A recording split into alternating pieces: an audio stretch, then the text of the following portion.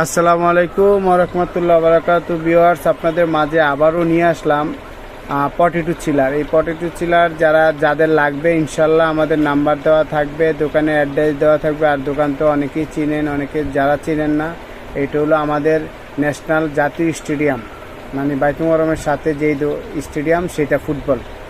এই স্টেডিয়ামের ভিতরে আমাদের দোকান সেঞ্চুরি ইলেকট্রনিক্স 11 নম্বর শপ।